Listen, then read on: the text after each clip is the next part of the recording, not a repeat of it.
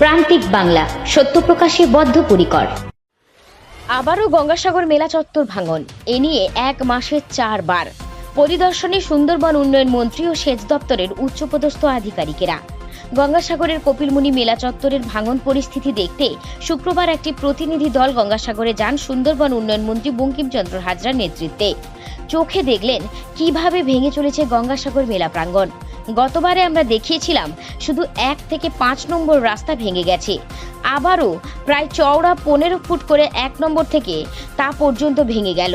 440 ভোল্টের তার লাগানো বিদ্যুতের খুঁটি, জলের ট্যাঙ্ক, অস্থায়ী দোকান, ওয়াচ টাওয়ার, রাস্তার ধারে থাকা গাছ সবই ভেঙে পড়েছে। সেচ দপ্তরের প্রিন্সিপাল সেক্রেটারি এবং সেচ দপ্তরের ইঞ্জিনিয়ার সহ অন্যান্য আধিকারিকেরা গঙ্গাসাগর কপিলমুনি মন্দির চত্বরের ভাঙন কবলিত এলাকাগুলি ঘুরে দেখেন, একটি ব্লু প্রিন্ট তৈরি করলেন। পরে পরিকল্পনা ভিত্তিক কিভাবে এই ভাঙন প্রতিরোধ করা যায় তা নিয়ে আলোচনায় বসবেন। খুব শীঘ্রই বাঁধ মেরামতের কাজ শুরু করা হবে।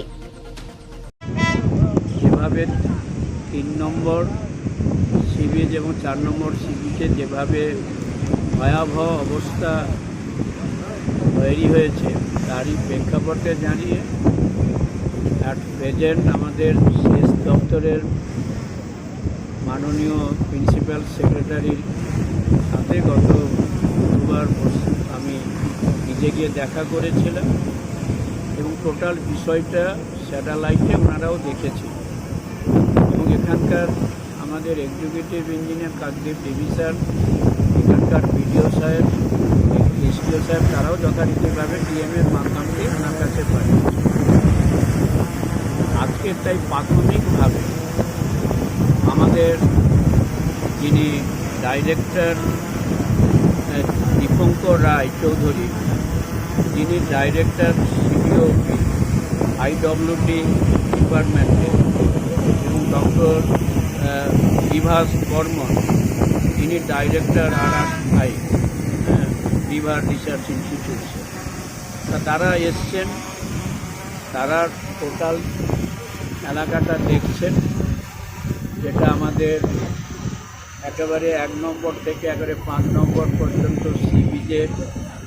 ওনারা আমরা যেটা ওনাদের বলেছি যে যখন হাঁড়িভাঙা চড়া ছিল তখন কিন্তু এই জায়গাটা কোনো কিছু ভাঙন হয়, এমনি হাঁড়িভাঙা চড়াটা টোটালটা ওয়াশড আউট হয়ে গেল। জম্বুদ্বীপে চড়াও যখন ওয়াশড আউটের পথে, সেই হাঁড়িভাঙা চড়ার থেকে অব্যবহিত করেই যখন টোটালটা ওয়াশড আউট হওয়ার পরেই আমাদের সাগরের উপরে এসে আঘাতটা পড়ছে। তারা টোটাল বিষয়টা উপলব্ধি করেছেন, তারা আজকেরও সারাদিন থাকবেন। এখন ভাটার জোয়ারের সময় দেখছেন, ভাটার সময় দেখবেন সয়েলটা কি অবস্থায় আছে। তারপর ওনারা আগামীকালও সকালবেলা জোয়ার এবং ভাটা দুটো দেখে ওনারা একটা তাদের রিপোর্ট তারা যথারীতিভাবে আমাদের সেচ দপ্তরের যিনি প্রিন্সিপাল সেক্রেটারি তার কাছে জমা দেবেন।